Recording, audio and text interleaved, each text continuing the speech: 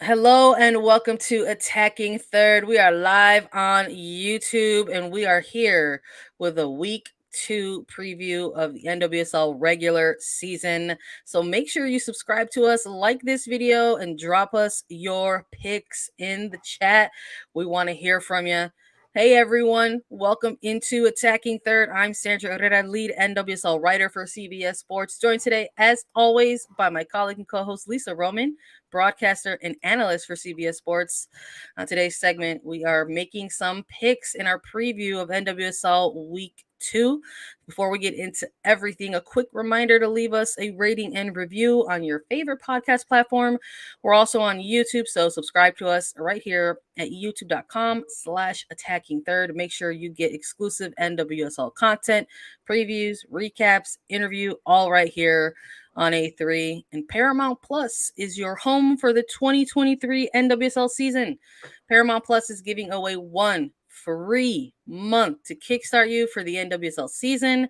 So please use promo code NWSL 2023. That's NWSL 2023 for one free month of Paramount Plus.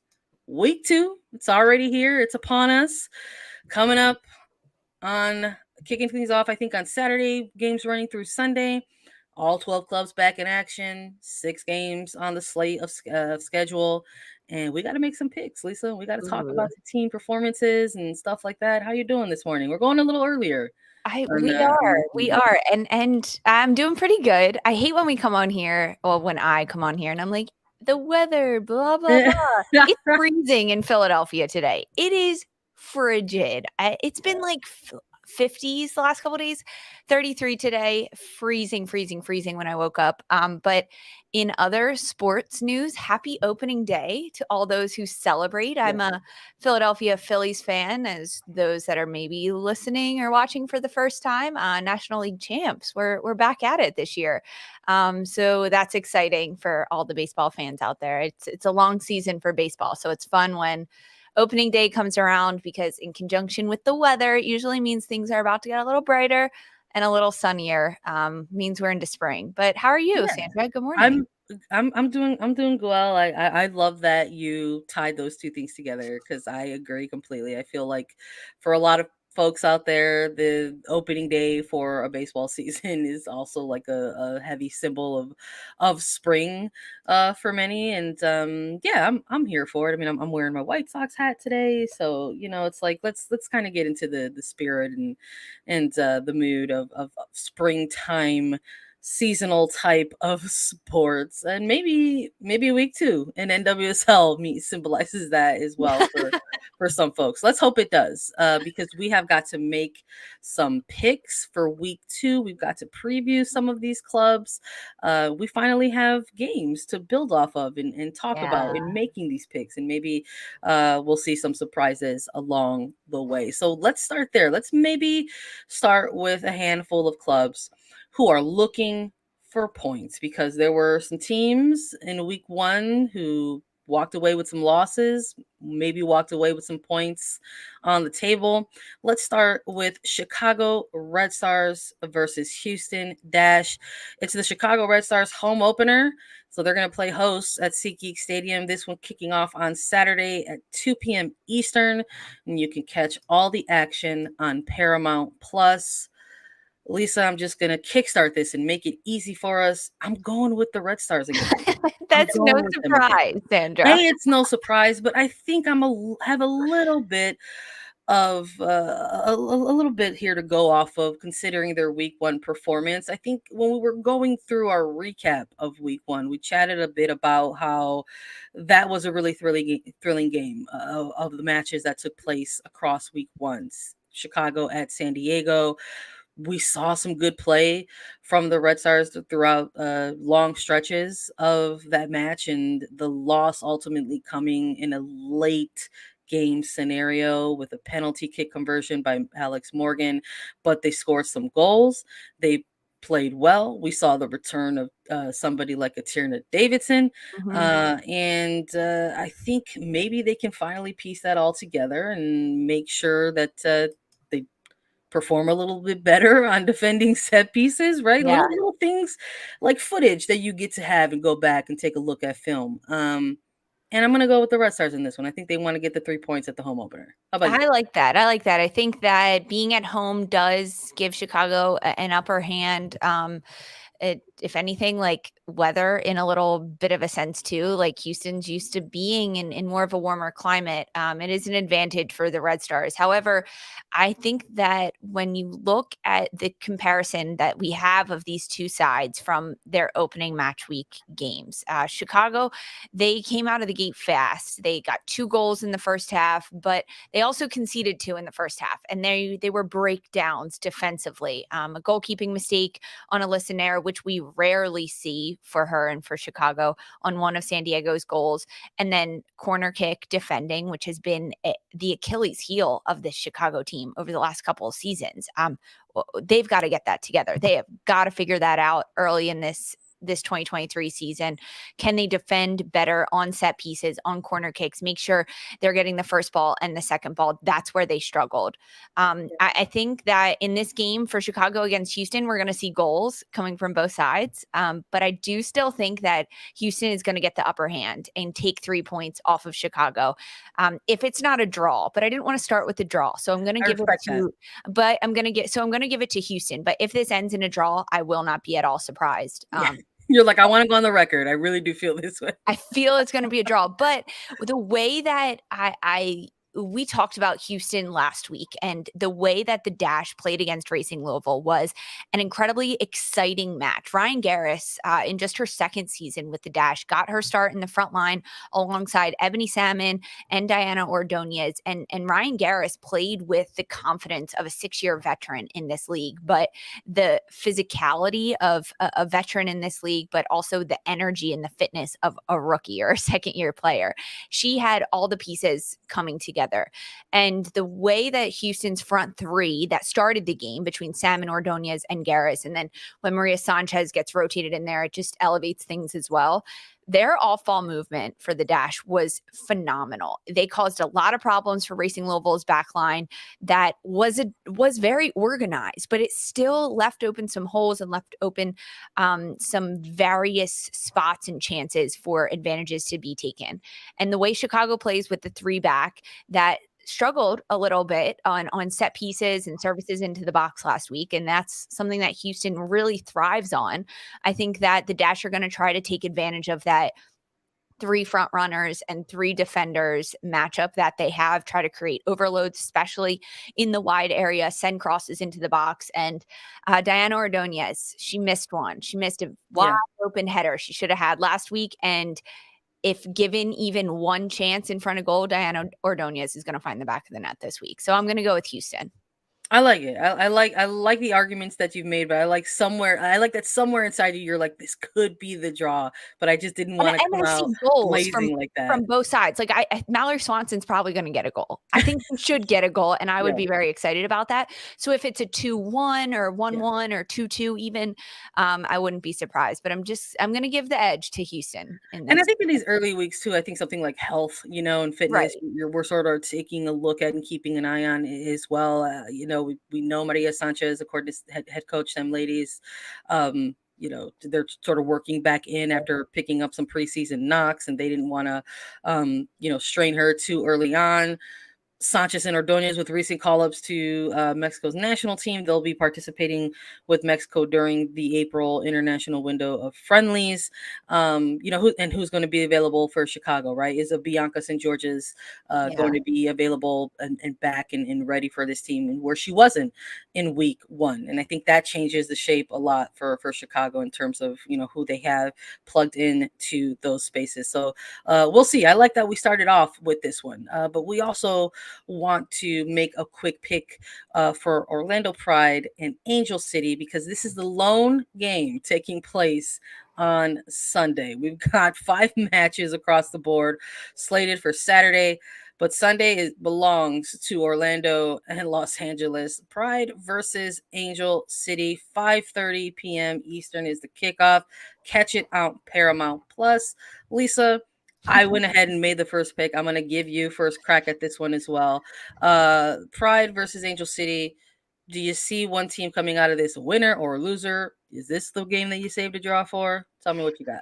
I have Angel City taking the win in this match over Orlando Pride. The looking back, of course, to last week and kind of Orlando going on the road to Providence Park and playing against the Thorns.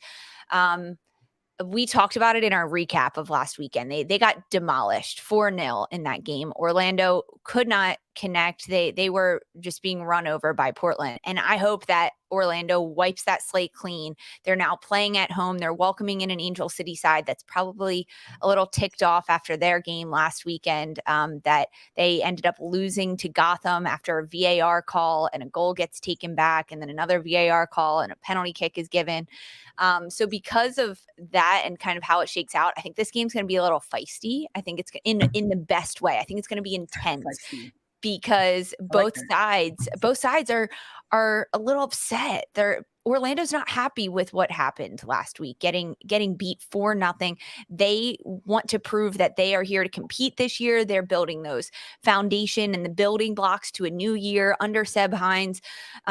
Defensively, they've got to be a lot tighter. So I think we're going to see a little bit more organization on one end from Orlando Pride to not expose themselves as much, especially in transition, which is going to make it a little difficult for Angel City, a team that likes to move in transition. That's how they scored 2 of their goals, one being taken back.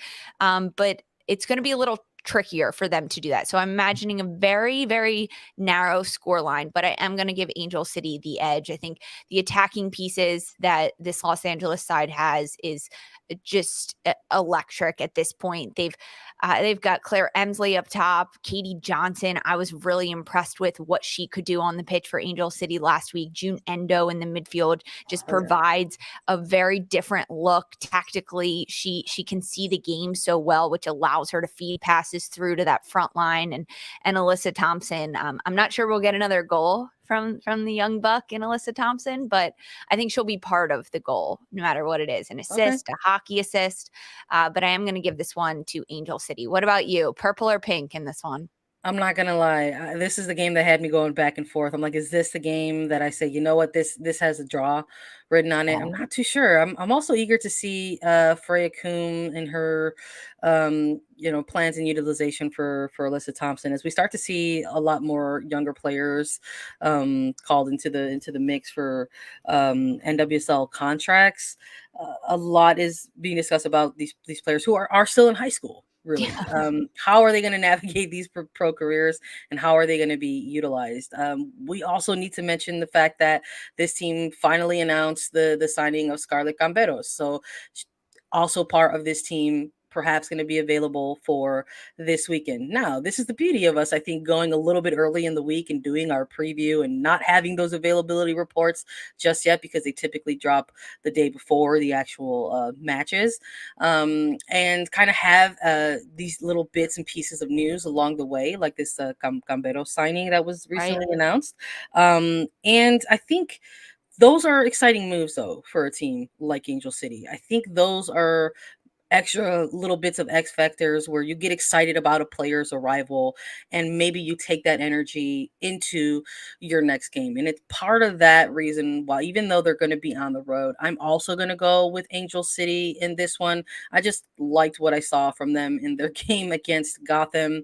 And while I do believe that Orlando Pride probably went back into trainings this week and absolutely want to have the energy of let's forget that week 1 match and just focus on moving forward. I do anticipate that they will look a little bit different, perhaps a little bit more improved, maybe a little bit more ready in their defensive shape.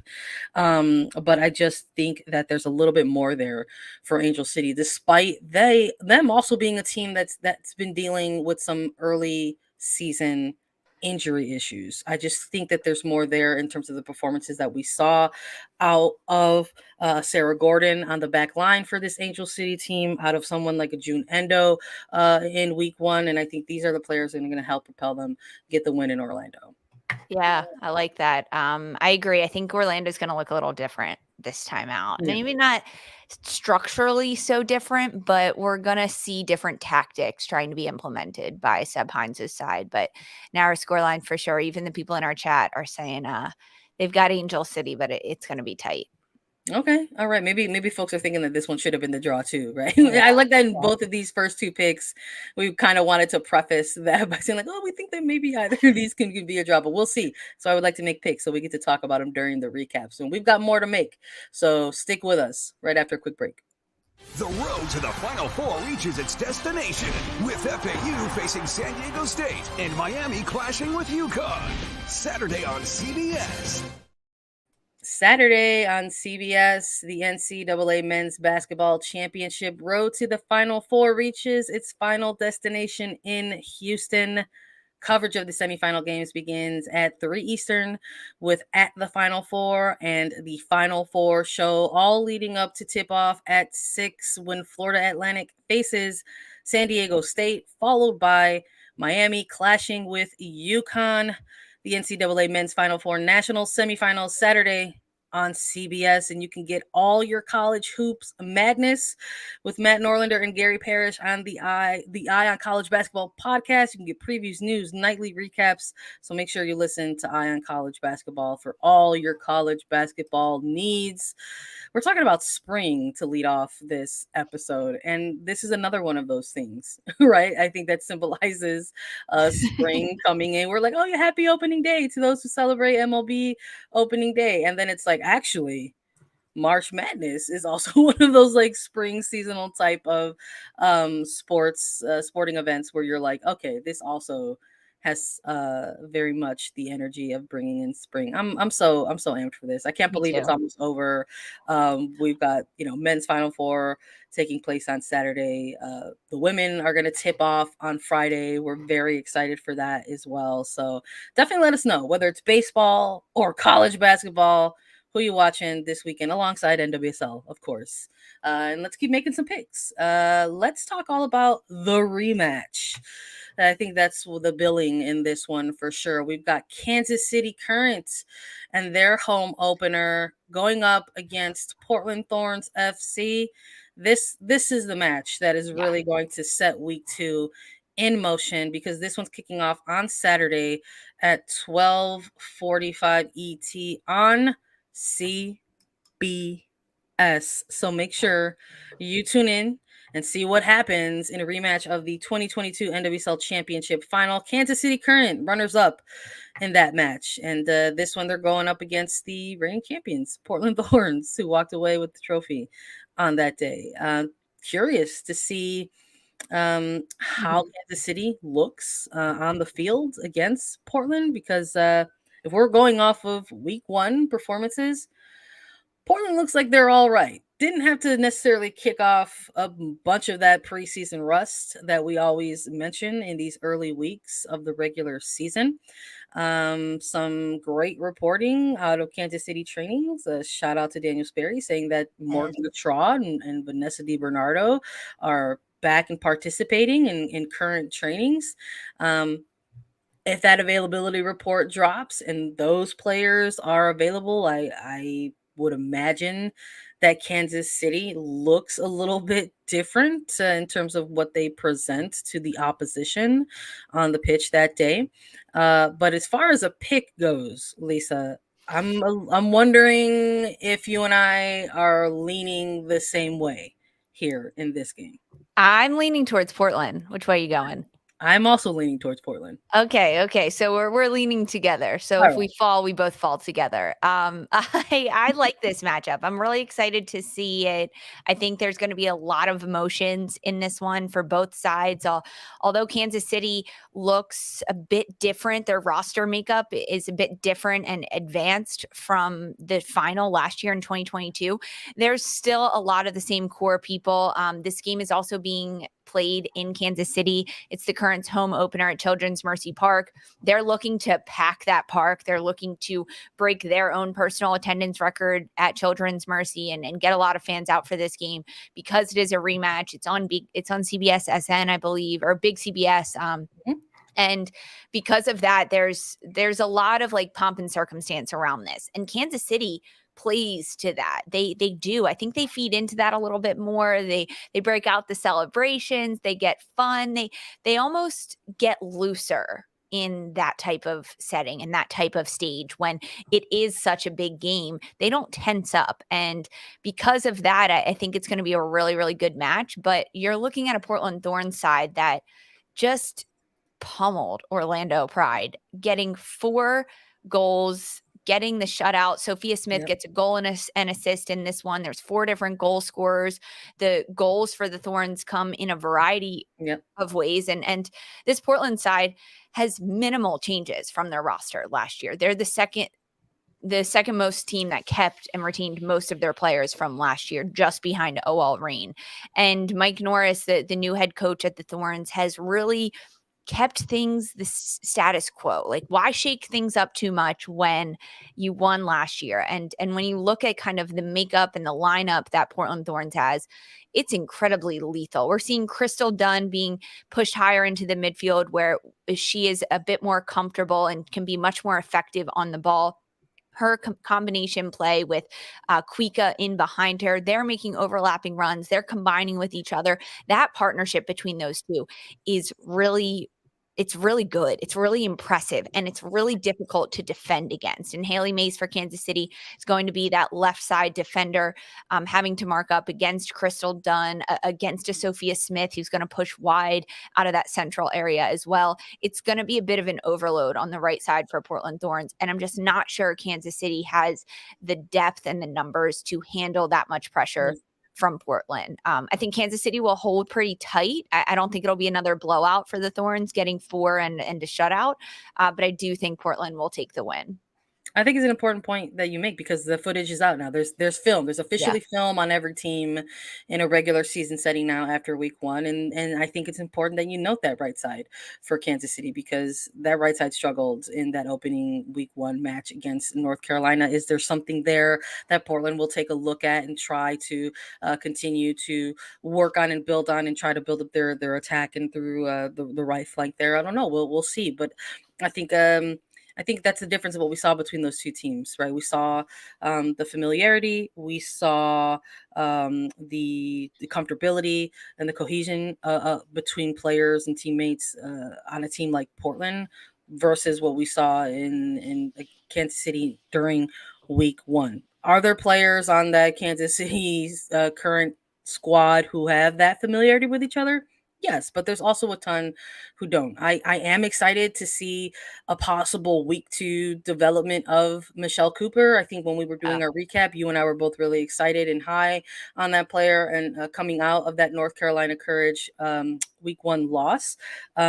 But we'll have to see because that availability report I think might indicate whether or not she gets a start or is coming off the bench for the team. But both lean in Portland, you and I both. I think everyone, if you get the chance, make sure you watch this game because it's on network CBS. You're gonna get to see a real battle. I think the home opener is going to elevate some things for Kansas City, even if for some reason there is still some early season uncomfortability, right? We talked about getting so many new pieces, whether that's via free agency, acquisition, or the draft, that there probably is going to be a little bit of time there for this team to finally come together and gel. Early injuries might not help that, right? Because it's still gonna you're integrating these new players from these knocks in preseason. But I think there's something to say about having that that first home opener in your regular season. And I think if you're Kansas City, there's something to say about the community that has sort of rallied around you in terms of completely. appearing at those matches. So I think there's going to be an elevated level of play for both sides, right? Not in the sense that it's the rematch of the final, but just that it'll be a good environment. Yeah, it'll be a great environment. I think that's so true that the culture Kansas City has developed and cultivated in that city, and the fact that it is on big CBS and that it's the home opener. I think there are a lot of factors that lean towards this being one of the best matchups of the weekend, frankly. If I'm looking across the board at all 6 games that are going to be played, this is one that I am making sure I am not hitting on, or this is one I'm making sure I'm not missing, because it's one that I really want to watch. And there are some really big superstars that I want to see get time. I mean, you just touched on Michelle Cooper. I think that's one that we could see developments from last week. She had really good moments. She made great runs into space, but her passes were just a little bit off. The connection between her and some of the other forwards and midfielders weren't quite there. Perhaps that's opening day jitters and the first game of the season playing in Providence Park. But I think a lot of that will settle down, and we'll see a Kansas City side that has taken strides to get better and really compete at the top level this year. I hear you. We're both leaning Portland Thorns. Do we want to maybe try to put a scoreline on this one? Ooh, yeah, let's do that. I'm going like 2-0 Portland. Okay. 2-0 Portland. I'm gonna say 2-1. I'm gonna say 2-1. And I like that. and we'll see if we are correct in our picks. And we've got a few more to make. There's 3 more games that we have to go through and make our picks for week 2. So stick with us after a quick break. Phenomenal! Absolutely magisterial here! Artilharia do Campeonato Brasileiro! Colpisce ancora! Golazo! All right, we're back. Let's chat a little bit more about the remaining weekend matches for week 2 in NWSL. Let's talk a little bit about Racing Louisville. And oh no, my computer just froze. Am I still here?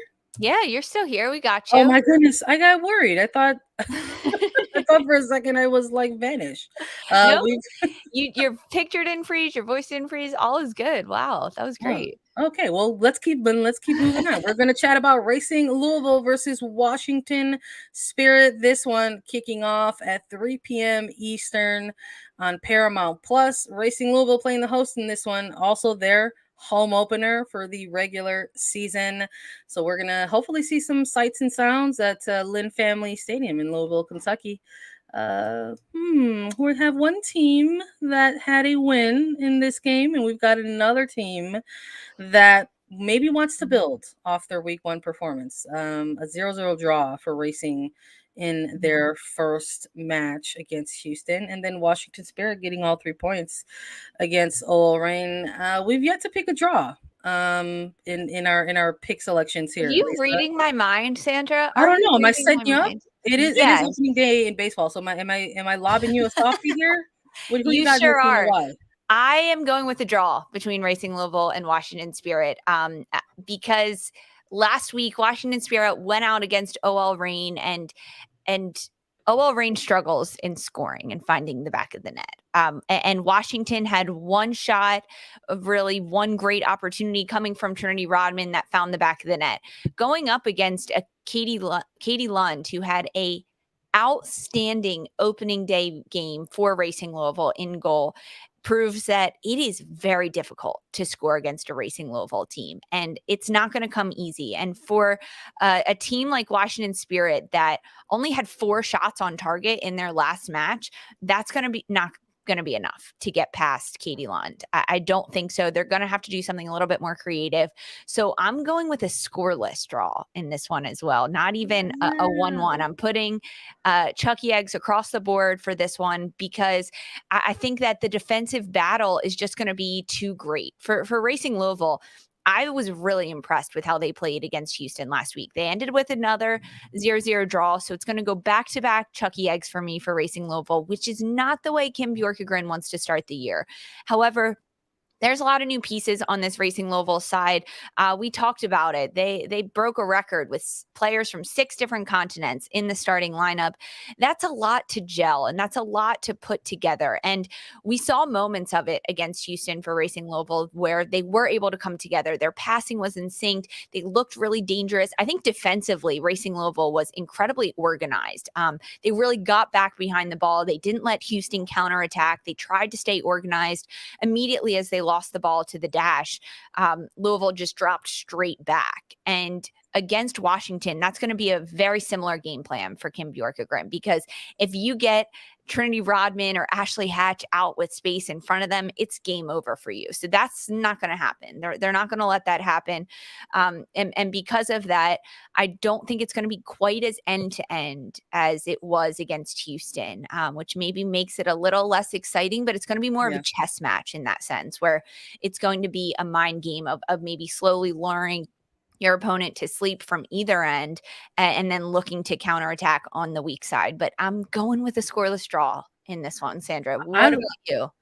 Listen, I love that not only did you save your draw for this game, but you had a specific score line in it, and it's 0-0. So you're telling me that Racing Louisville is going to go not 1 but 2 weeks without scoring a goal. Yes, but their goal differential is still going to be good because they haven't. I'm going to say they haven't conceded one either. I listen. I respect the energy. I also have this one slated for my draw of the weekend, but I've got it narrow and I've got it 1-1 because I desperately want to see a Racing Louisville go from Uchenna Canoe for Racing Louisville. And again, we're looking at home openers for some other teams in week 2, those teams who were on the road.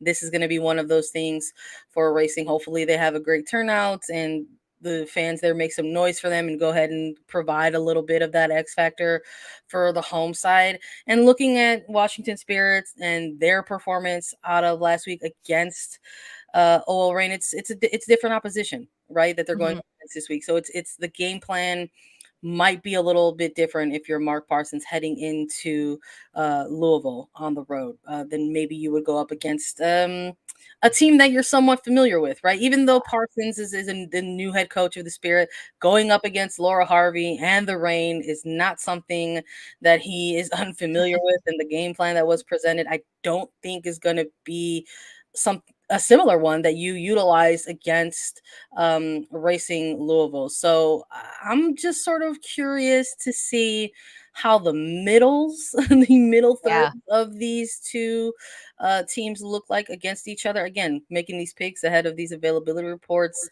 How Jalen Howell was someone who was unavailable for Racing in their week 1 match. Will she be someone that they can slot in to the midfield in this match? For the Spirit, I don't know if there's going to be that sort of same, I don't want to say use the word energy because it was great energy that they had in their home opener. But I think sort of looking at the performances, not even just from the middle third there, but with with the Spirit and their own attackers, whether it's a Sanchez or a Rodman or even a Hatch at this point. I just don't know if they're gonna have as much time on the ball as maybe they did in that week 1 compared to some of the players that Racing is running with in 2023. So I just think that there are some things on each side of the ball that might cancel each other out a little bit. And sometimes when you have things That's a good point that you'll cancel each other out, sometimes it leads to a draw. So I'm also going with a draw, but I would like us to have some goals in the draw. So we're both going draw with Racing Louisville and Washington Spirit. Let's move to Gotham FC versus OL Reign. This one kicking off at 7:30 p.m. also on Paramount Plus. New home opener for a team. Gotham, the hosts in this one. I don't know. This was another one of those games where I was like, is this going to be the draw? I'm not going to lie to you. There's a few of them still where I feel that way. But when I'm looking at we're only in the second week. Only in the second week. There's still that energy, right? We're still talking about like teams figuring themselves out, not even each other, but like themselves. And when it comes to how they're playing together on the pitch, but excited for Gotham to play hosts in this one. They're coming off of a pretty big win, pretty awesome goal from Lynn Williams, where she only needed 1.5 arms, to score that game winner. Are we going to see more of that? Is that the type of game that Gotham is going to look at and build on in week 2? Yeah, I think that's a really good question, honestly, about Gotham and OL Reign. And I think yes, to answer it. We will see Gotham build upon their performance from week one. We'll see the powers of Lynn Williams and Midge Purse coming together, combining up top. That was electric. I think we'll still see more of Lynn Williams despite the whole arm brace. I mean, if she played, 65 minutes with her arm in a brace, what's going to stop her from playing this week? I think that Gotham will build upon what they had last week. I think Abby Smith suffered a little bit in goal for Gotham, which is very surprising because Abby Smith is an incredible goalkeeper. Youth national team. She's got a lot of great experience. She played at Portland during that championship team. And I just don't think last week was representative of how we know Abby Smith to be able to play. I think she's going to be one that really comes back stronger than ever against this OL Reign side to prove herself. She earned the starting role on a team for the first time really in her career most recently, and she wants to hold on to that. So I think it's going to be incredibly hard to get one past Abby Smith on this game. But with OL Reign, they're a team that struggled against Washington. I mean, they didn't struggle with getting shots up, 16 shots for OL Reign, but they couldn't find the back of the net. And that's been a struggle for Laura Harvey's side. They get all these great chances. They've got incredible off-ball movement. They've got overloads in the wings, and they've got the technical skill, probably the best of anyone in the league. But their ability to finish and the final pass, the final shot, struggles a little bit. I think that's something that they have focused on this week in training because a lot of the other pieces looked pretty good. I'm really curious how we will see Laura Harvey's side line up. Is Emily Sonnet going to be that defensive midfielder? I hope not. My prediction of this game is contingent upon how we see OL Reign line up. If Emily Sonnet's in the midfield and she tries to play that defensive six again, I think it's going to be really difficult for her to keep track of Gotham's front line, and Christy Mewis is just going to run over a Sonnet in that role. It's experience versus inexperience. Gotham's going to get the win. However, I don't think we're going to see Emily Sonnet in the midfield anymore. I think it was a trial, and I don't think we're going to see it that much anymore, or maybe there'll be a lot more structure to how Emily Sonnet plays in that defensive six. But I am going to go with a high-scoring game. I want a goal at least from either side, and I think I'm going to give this one to OL Reign. Okay. I'm a little okay. I'm like high scoring. It's interesting to like put that on, attach that on there, considering the game that the Reign came off of. I mean, look, we're talking about it like it's brand new. Is that part of it? Like the Reign is one of those. They're one of the teams that retained a lot of their 2022 roster going into this new season, and maybe in that sense, it could be a little bit of recipe where it's like, oh, same team, same problems. Where it's like shot after shot after shot and like minimal like goal production. Like we'll see. It's still early. I mean, I think OL Reign's going to get one. Yes, I think this is the week that it happens. I just get a goal. Yeah. I just look, Gotham got the win last week and they have all 3 points, and that's that. Whether people want to go back and forth about how it happened and the introduction of VAR into the league and how they got those 3 points, etc. Like that's what it's for. All that is for the fan discourse, so people can go back and forth about that all they want. But something that I don't think is up for debate is how different that backline looked for them in that week one. I think there's still some question marks for Gotham in their defensive shape going into their week 2 match. We're again doing this early, don't have the availability reports, unclear on Krieger's availability and how that team is going to look in terms of their defensive shape in their home opener. I'm with Abby Smith in that I think in the game against Angel City was a player who kind of grew into the game. Yes, Alyssa Thompson got that ridiculous goal to start things off. Yes, she was chipped by June Endo on a disallowed goal. But that was still something that happened. And those are all things I think that you are looking at from that week one. But I think after the 20 minutes, you saw Abby Smith sort of settle in and become I that agree. shot stopper. And Abby Smith, for people who don't remember, was with the now folded and defunct Boston Breakers. Yep. And that was a team that also gave up a lot of goals. And I just sort of look at Abby Smith as someone who, when she gets put into a game where she's sort of forced to become that shot stopper, where she knows the shots are just going to come at her, is a little bit stronger in a game like that. So I think when Yeah. you're going up against OL Reign, you know that that's an automatic, that you are going to see shots. You're going to face those multiple shots, over the course of 90 minutes. So I do think that maybe going in with that knowledge ahead of time is helpful.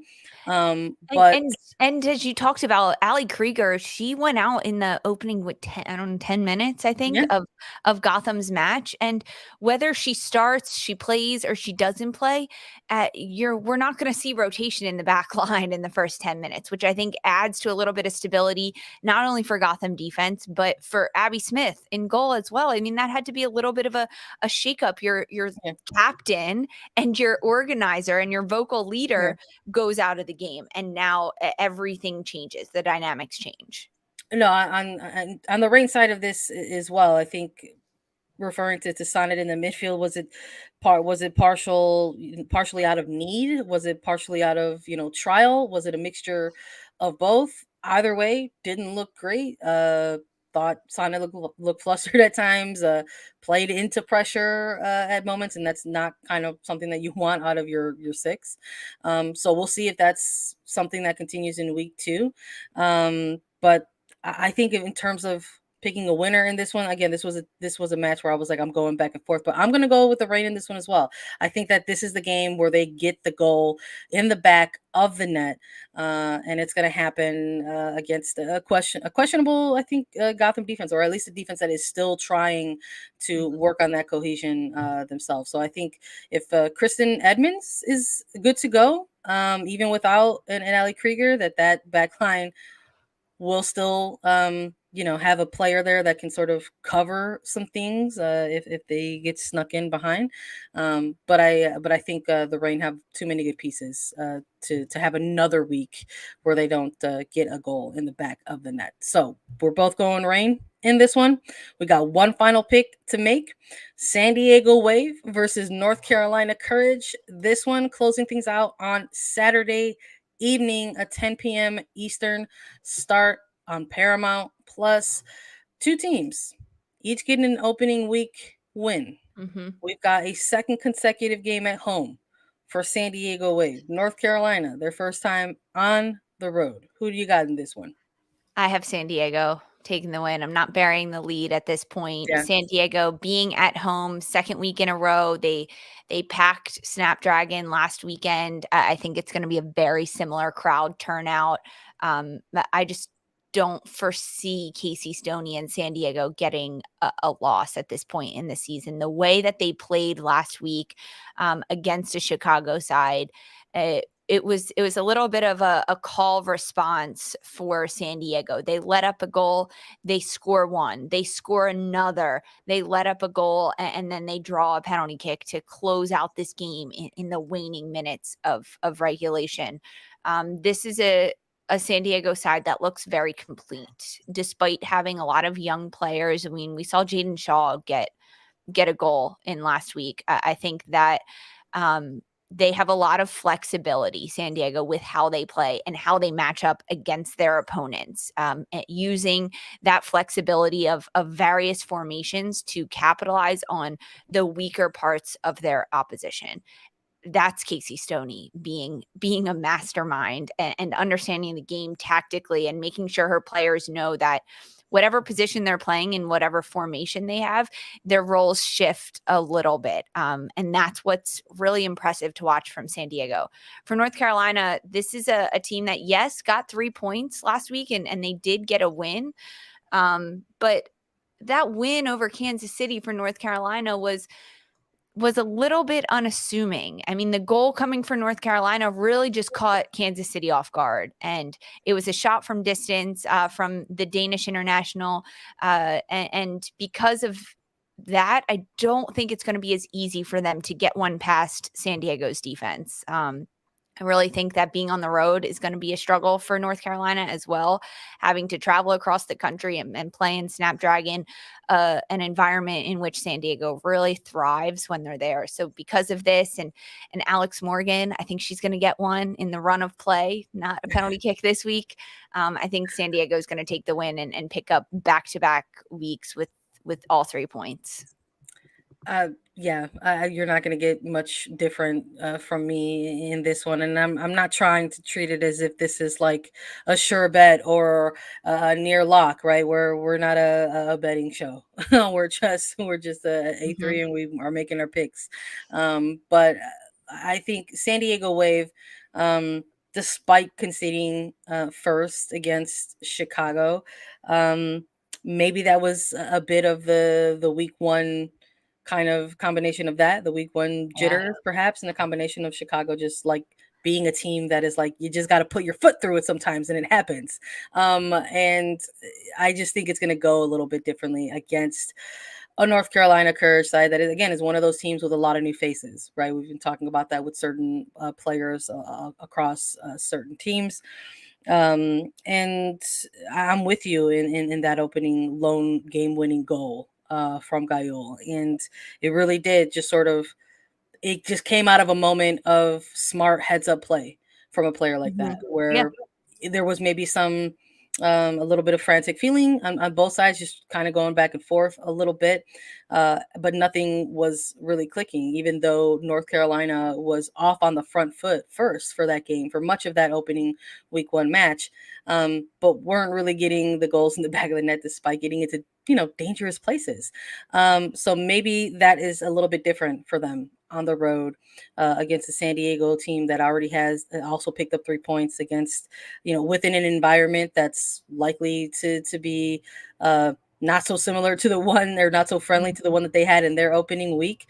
So it's going to be a little bit different for a lot of these young players on the Courage, playing in front of possibly 20 plus versus 4,000 at home. So I'm looking for some adjustments and some improvements for both of these teams out of their week one performances, because even though they got wins, there was still a lot there that they wanted to work on. I'm sure San Diego was like, why, how in the hell did we concede first? And I'm sure North Carolina is like, we kind of kept the 2022 runners up on the ropes, and yet we really couldn't put them away. That second goal, that insurance goal, was just sort of something they were never able to make sure they got in the back of the net. And I think if you're San Diego and you're thinking about the defensive organization that you're going to present to North Carolina Courage, again, the footage is out. We saw that they were just running up that right side. Caroline was pretty much the player to go ahead and try to be that facilitator.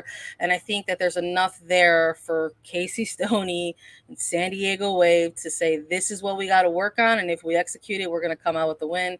And that's why I'm going with them as well. So don't worry, everybody. We got our picks written down. Lisa's the notebook is back. It's there. We're going to be back with the recap and see what we got right, what we got wrong. We love to do that. Make sure you tune in to week 2 action on Paramount Plus and CBS for NWSL regular season. Paramount Plus is your home for the 2023 NWSL season, and Paramount Plus is giving 1 free month to kickstart you for the NWSL season. Use promo code NWSL2023. That's NWSL2023 for 1 free month of Paramount Plus. We're going to have a live weekend recap for you all Sunday night after Angel City versus Gotham. So when that match finishes, Orlando. Right here.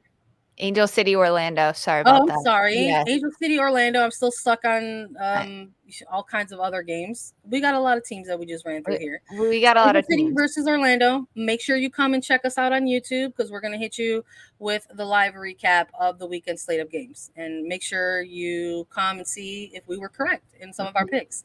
But that's it for today. Thank you all so much for listening to Attacking Third. Download, follow, listen to us anywhere you get your podcasts. You can watch us too. Subscribe to us on YouTube to make sure you get alerts for whenever we go live. YouTube.com/Attacking Third. We'll be back with a weekend recap. Make sure to join us live on Sunday evening For Sandra Herrera and Lisa Roman, this was Attacking Third.